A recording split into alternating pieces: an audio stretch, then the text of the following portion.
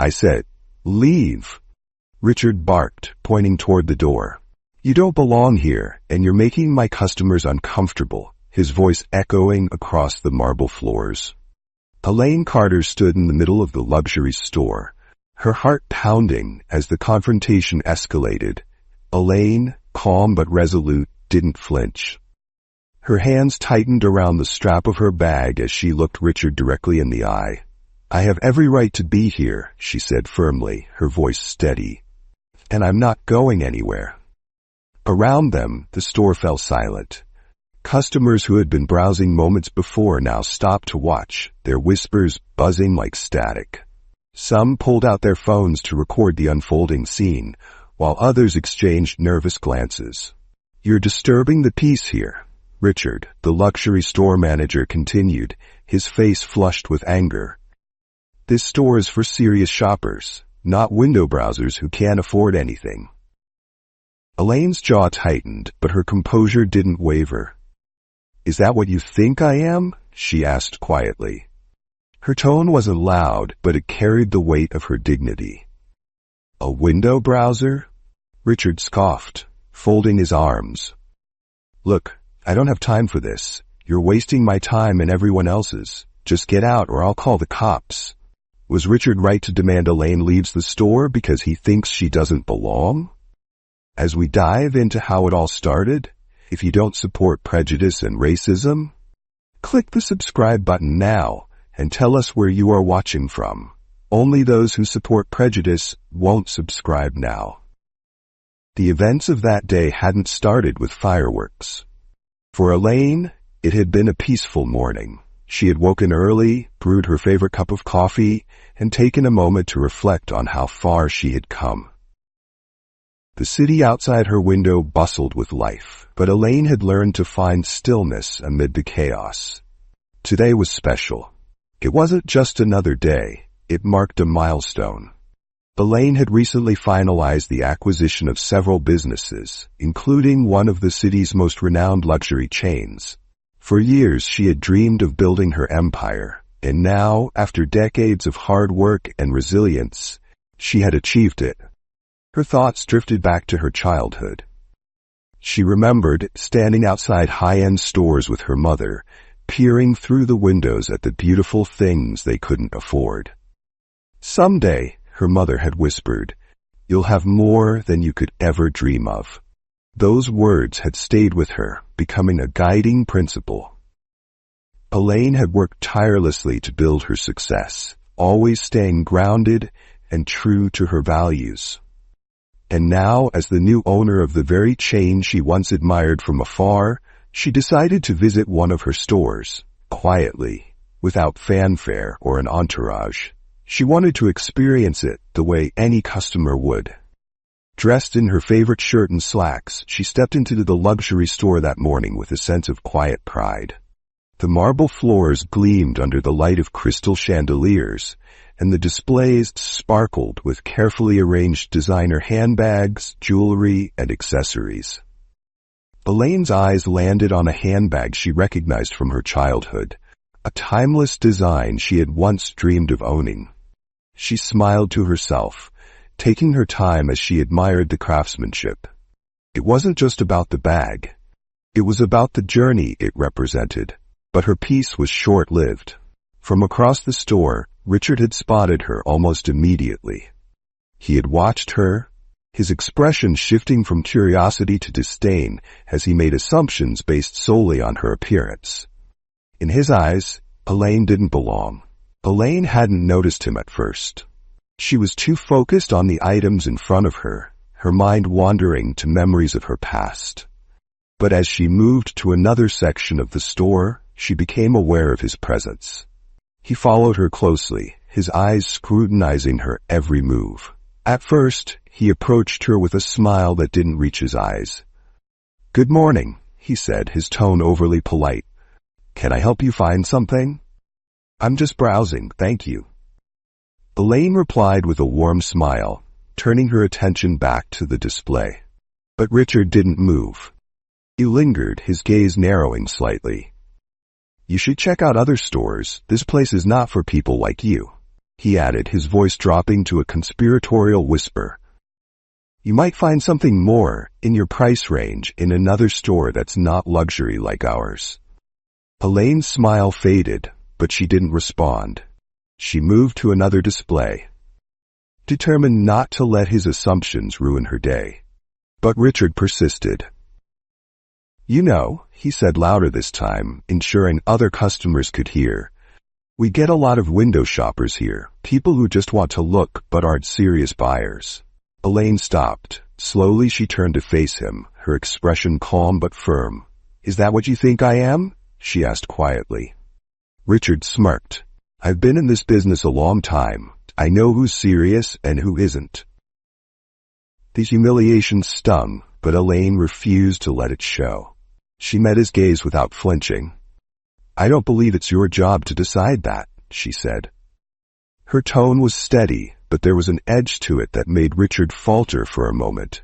If you believe people still get treated like these in stores, click the subscribe button now for justice. Nearby, a few customers had begun to notice the interaction. Whispers spread through the store as people glanced in Elaine's direction. Tanya, the young sales associate, stood frozen behind a counter, her expression torn between discomfort and fear of speaking up.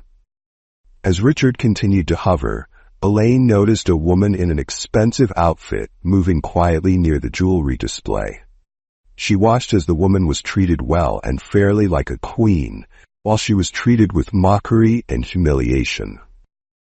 Elaine's eyes narrowed slightly, but before she could say anything, Richard's voice cut through her thoughts. I think it's time for you to leave, he said sharply. Richard's frustration was palpable as he continued to follow Elaine through the store.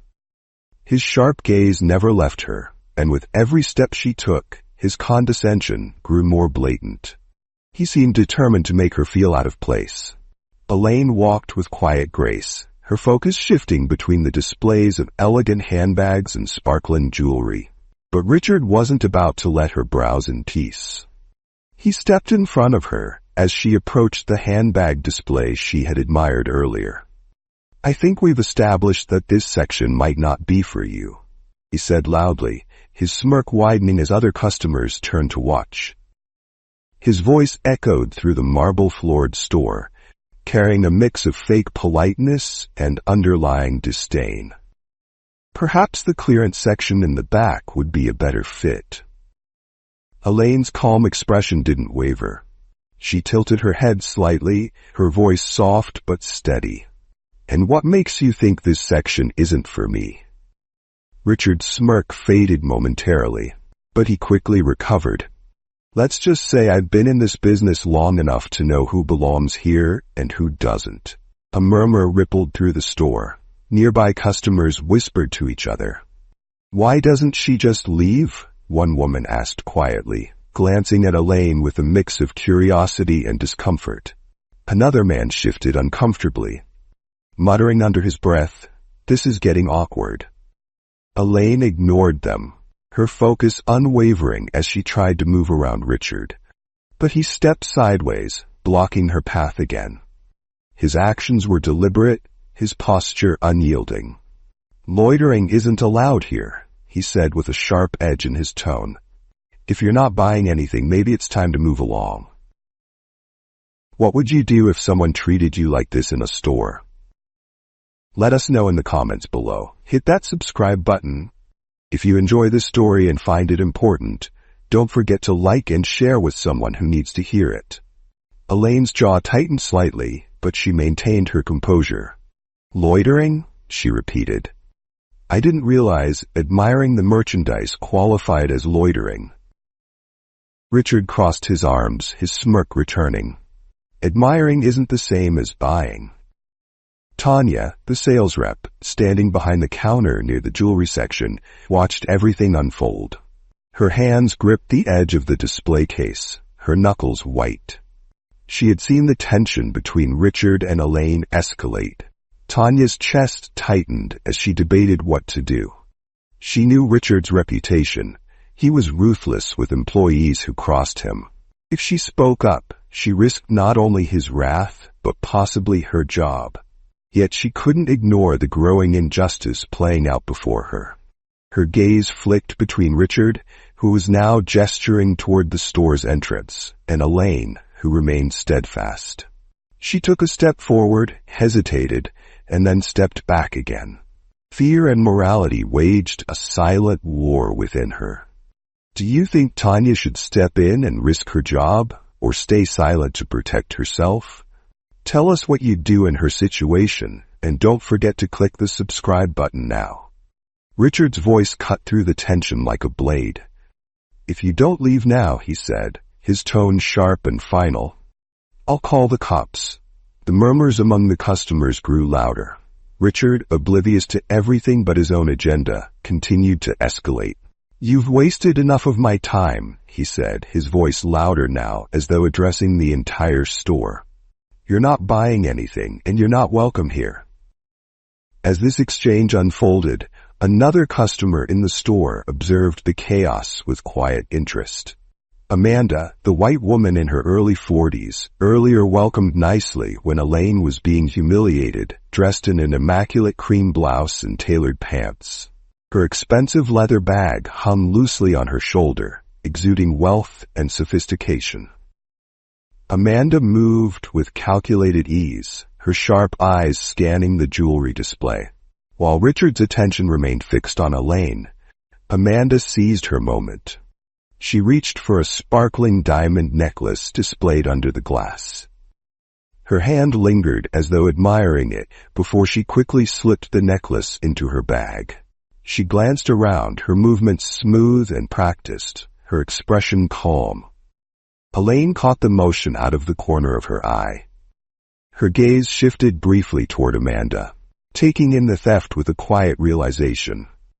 Amanda's demeanor was confident, almost brazen, as she moved to another section of the store, selecting a bracelet this time. With the same fluid motion, she slipped it into her bag. Richard, oblivious to the theft happening mere feet away, gestured toward the entrance. If you refuse to leave, I'll have no choice but to call the authorities, he said, his tone cold and final. Elaine tilted her head slightly, her gaze steady. Maybe you should, she said, her calm response catching him off guard. Richard hesitated for a moment before pulling out his phone. Fine, he snapped. I'll have the cops escort you out and deal with you. As Richard dialed, Amanda moved toward the store's exit. Her bag, now noticeably fuller, swung gently at her side. She kept her steps measured, her face serene, blending seamlessly with the high-end clientele. Elaine's gaze followed her, sharp and focused. Despite the chaos surrounding her, she didn't miss a single detail. The thief's actions were bold, but Elaine's composure remained unbroken. Elaine's eyes followed her movements, but she said nothing. Her calm composure remained unbroken, even as the tension in the store reached a breaking point. Customers whispered louder now, their phones capturing every moment of the standoff. Elaine noticed Amanda's actions, but said nothing. Her calm gaze lingered on the thief for a moment before returning to Richard, who was now speaking loudly into the phone. Yes, I need officers at my store immediately, he said, his voice laced with authority. We have a woman causing a disturbance and refusing to leave. I'm concerned she may escalate further. Richard ended the call with a satisfied look, his posture straightening as he turned back to Elaine. Security will be here shortly, he said. I suggest you cooperate when they arrive. Elaine didn't respond. She stood quietly, her eyes scanning the room as the tension grew thicker. Minutes later, the glass doors at the front of the store swung open, and 2 uniformed police officers entered. Their presence immediately silenced the whispers among the customers. Richard stepped forward eagerly, his voice confident and loud. Officers, thank you for coming, he said, gesturing toward Elaine. This woman has been loitering and causing a disturbance. She's refusing to leave, and I believe she may pose a threat. One officer, tall with a commanding presence, nodded. We'll take care of it, he said. Elaine opened her mouth to speak, but the second officer, a petite woman with a stern expression, held up a hand to stop her. "Man," she said firmly, "we're going to need you to leave the premises." Elaine frowned, her calm demeanor beginning to show cracks. "Excuse me?" she said. "You haven't even asked for my side of the story." The male officer stepped closer, his tone leaving little room for argument. "We're not here to debate. The manager has made it clear that you're no longer welcome here. Please leave now, or we'll have to escort you out." Richard stood behind the officers, his smirk widening as he watched the scene unfold. Customers whispered louder now, their phones capturing every moment. Tanya, the young sales associate, stood frozen behind the counter, her hands gripping the edge tightly. Elaine remained still, her gaze shifting between the officers and Richard. "You're taking his word without even questioning what's happening here?" she asked. The female officer's expression hardened. "Ma'am, we were called because you're causing a disturbance. If you don't comply, we'll have to remove you." The tension in the store was suffocating, the air heavy with anticipation. Richard stood near Elaine, his smirk still lingering but less assured. Customers whispered among themselves, some filming discreetly, while others openly gawked. Amanda, the white customer who had been slowly inching toward the exit, kept her head low, confident she would slip away unnoticed.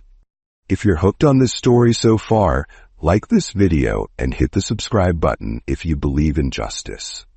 Suddenly, the doors to the store swung open. A sleek black car pulled up just outside, its polished surface gleaming under the sunlight. Two sharply dressed men entered first, their presence commanding immediate attention.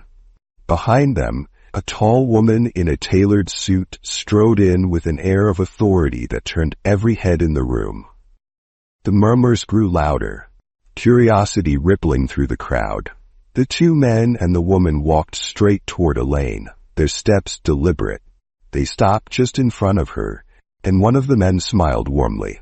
"Miss Carter," he said, his voice respectful. "Sorry we're late. Are you ready for the walkthrough?" For the first time, Richard's confident demeanor faltered. His face drained of color, his mouth opening and closing like a fish out of water. Customers gasped, their shock evident as they began to piece together what was happening. Tanya, the young sales associate, brought a trembling hand to her mouth, her eyes wide with disbelief. Elaine turned to Richard, her expression calm but commanding. Her voice carried a quiet strength as she said, "I'm Elaine Carter, the new owner of this store, and I believe we have a lot to discuss." The room fell into stunned silence. Richard looked as though the floor had been pulled out from beneath him. He stammered, his usual arrogance replaced by sheer panic. "You're the owner?" Elaine's gaze didn't waver. "That's correct," she replied, "and I've been watching how you run things. I must say, it's been enlightening." Before Richard could respond, Elaine raised a hand, silencing him. She turned slightly, her eyes landing on Amanda, who was just steps away from the door. Elaine's calm demeanor hardened, her voice cutting through the silence. "Before we go any further," she said, "you might want to check that customer's bag." The statement hit the room like a thunderclap. Every head turned toward Amanda, whose body stiffened as the spotlight suddenly fell on her. Her hand froze on the door handle, and her face drained of color. Richard blinked, clearly confused. "What are you talking about?" he asked, his voice shaky. Elaine took a deliberate step forward, her gaze locked on Amanda. "I saw her slip a bracelet and a necklace into her bag," she said, her tone unwavering. "While you were busy harassing me, she was busy stealing from the store." Gasps erupted from the crowd. Customers whispered furiously, some lifting their phones to record the unfolding drama. Amanda, who had been so confident moments before, now looked like a cornered animal. Her lips trembled as she stammered, "I didn't, this is ridiculous." Elaine ignored her protest, turning back to Richard. "Would you like to handle this?" she said coolly, "or should I?" Richard, now visibly sweating, looked toward Amanda. I'm sure this is a misunderstanding, he said weakly. She doesn't seem like the type to. Elaine cut him off. The type? She repeated, her voice sharp. You mean the type you assume is innocent based on how they look, while I, the owner of this store, am treated like I don't belong? At that moment, 2 security guards entered the store, alerted by the escalating tension. Elaine turned to them and pointed toward Amanda. Check her bag, she instructed calmly. I think you'll find what you're looking for. Amanda's composure shattered. You have no right, she shouted, clutching her bag tightly. This is an invasion of privacy. One of the guards stepped forward. Ma'am, we'll need to verify this, he said firmly. Please hand over your bag. Amanda hesitated, her face flushing with humiliation as every eye in the store watched her. Finally, under the weight of their stares, she handed over the bag, her hands trembling.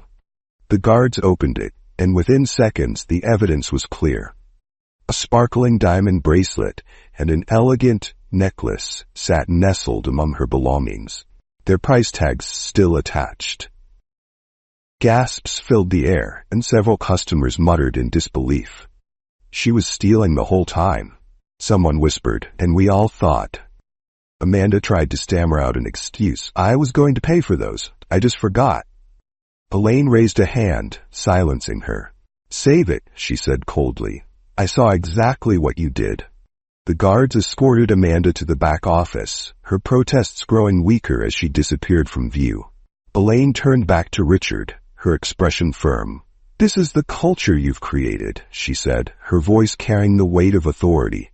Targeting people like me while ignoring real criminals. That ends today. Richard stammered, trying to find words, but none came. His arrogance had crumbled completely, leaving only shame and fear in its place. Elaine turned to the staff and customers, her voice steady and clear. This store will no longer tolerate discrimination or incompetence, she said. From now on, we will lead with fairness, respect, and integrity. As the crowd murmured in agreement, Elaine glanced at Tanya, who stood frozen near the counter.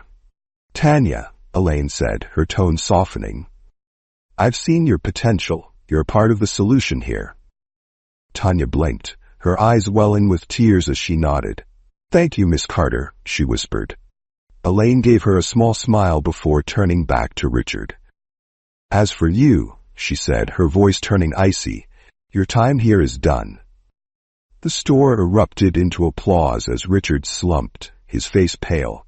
Elaine had turned the tide completely, exposing both the thief and the prejudice that had tainted the store's reputation. The store buzzed with tension as Elaine turned back to Richard, her posture straight and commanding. The echoes of Amanda's removal by security guards still lingered, but Elaine wasn't done. She fixed her gaze on Richard, who stood frozen in place, his arrogance replaced by visible discomfort. This, Elaine began, her voice sharp yet composed, is what happens when you judge people by their appearance. While you were busy treating me like a criminal, the real thief was walking out with your merchandise. Richard stammered, his face pale. I was just doing my job, he muttered weakly, avoiding eye contact with Elaine. Elaine raised an eyebrow, her expression unyielding. Your job? She repeated, her tone cutting through the silence. Your job is to treat every customer with respect, regardless of how they look. Instead, you failed miserably. Not just me, but this store, your staff, and everyone watching here today. Customers whispered among themselves, their phones still raised to capture every word. Elaine's calm but pointed demeanor commanded the room. Tanya, the young sales associate, stood nearby, her expression a mix of relief and admiration as she watched Elaine take control. Have you ever experienced or witnessed discrimination like this? Click the subscribe button and share your story in the comments below. Richard, struggling to maintain his composure, tried to defend himself. Look, I wasn't trying to offend anyone, I thought. Elaine interrupted him, her voice firm. You thought what?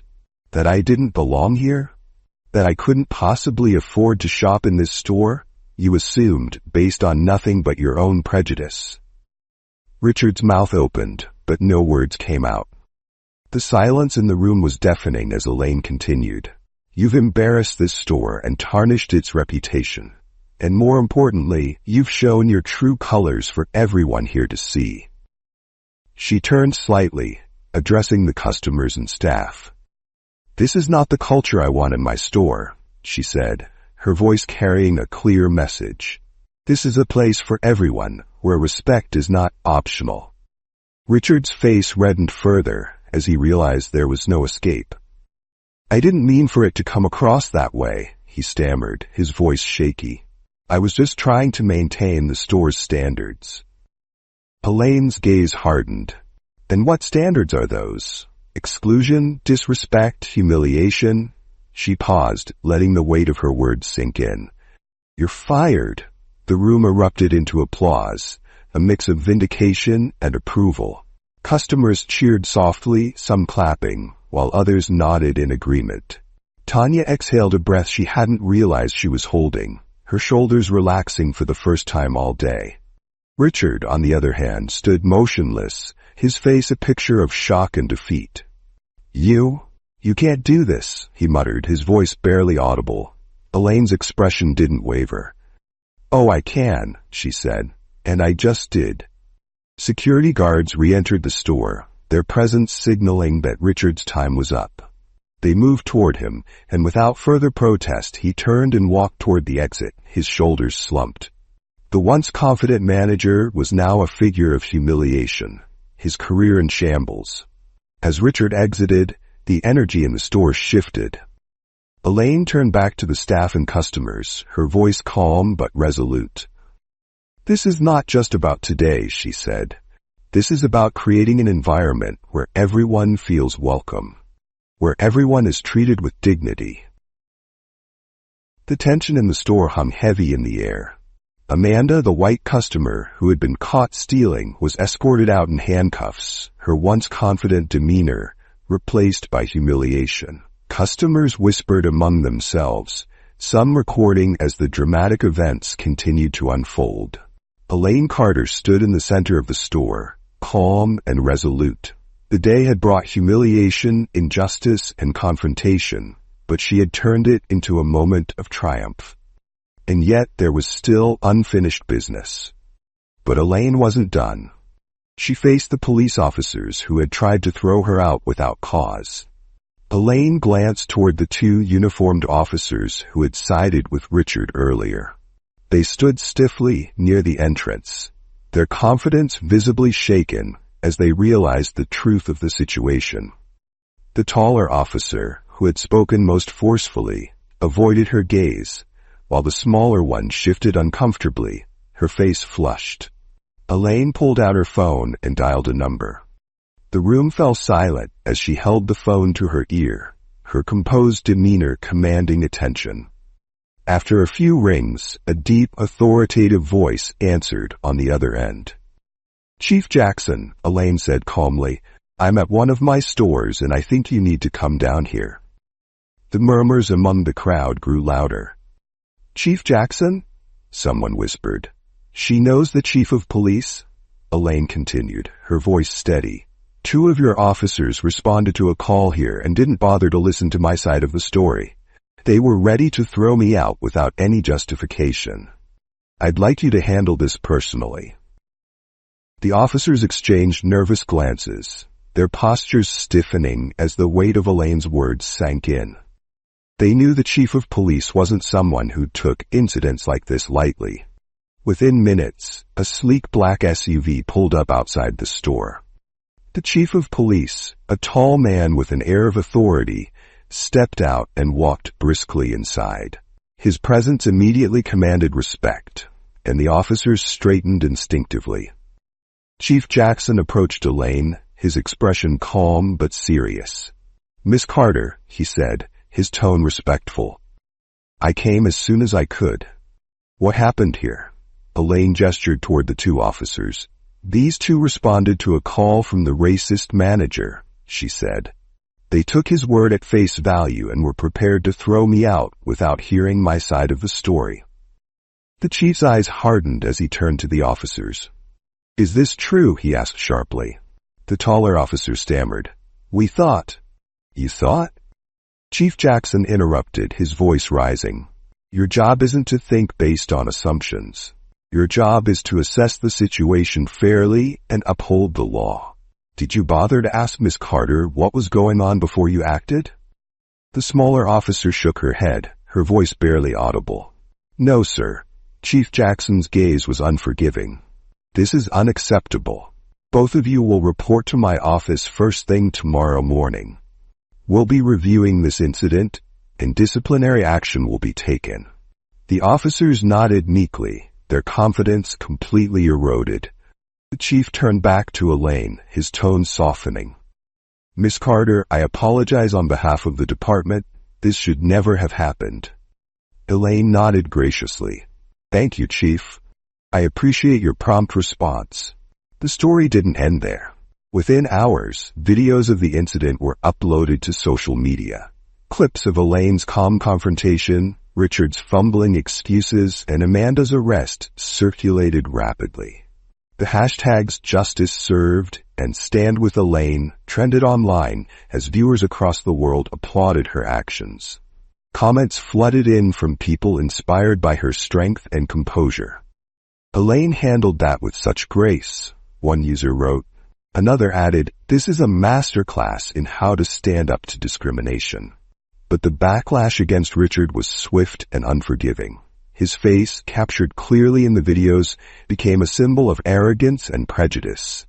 Posts calling out his behavior spread like wildfire, with users sharing their own experiences of similar injustices. Employers distanced themselves from him, and his reputation in the industry was tarnished beyond repair. Elaine, however, was celebrated. Media outlets picked up the story, praising her as a role model for standing up against discrimination. In interviews, she used her platform to advocate for change. If Elaine's story inspired you, share this video with someone who needs to hear it. Don't forget to like and subscribe for more stories that make a difference. The store was finally quiet. The thief, Amanda, had been led out in handcuffs, her face flushed with humiliation. The crowd that had gathered slowly began to disperse, but not before whispering about the events that had just unfolded. Many still clutched their phones, eager to upload the footage they had captured of Elaine's powerful confrontation with Richard and Amanda's dramatic downfall.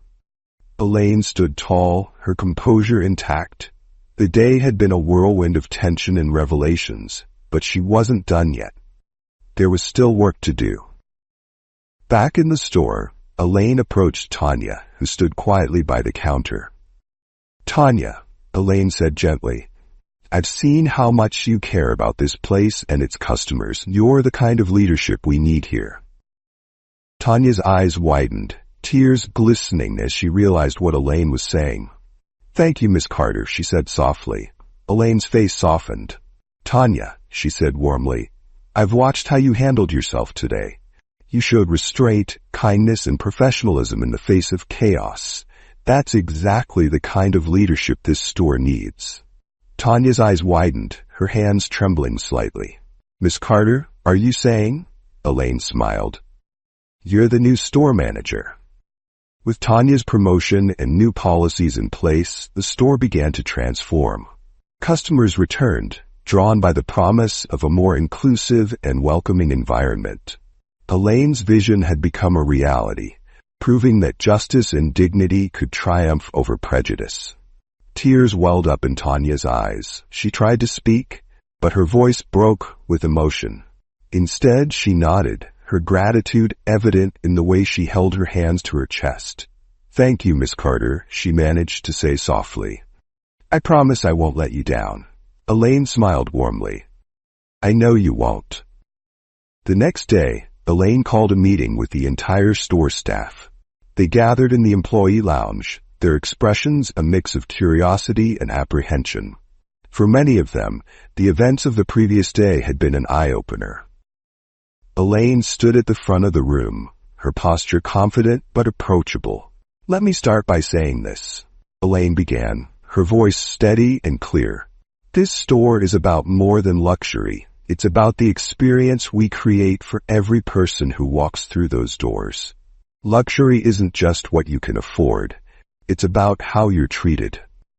The staff nodded slowly, her words resonating. Tanya stood near the front, her new position giving her a quiet confidence she hadn't shown before. "We're implementing new policies," Elaine continued. "Policies that emphasize inclusivity, respect, and fairness.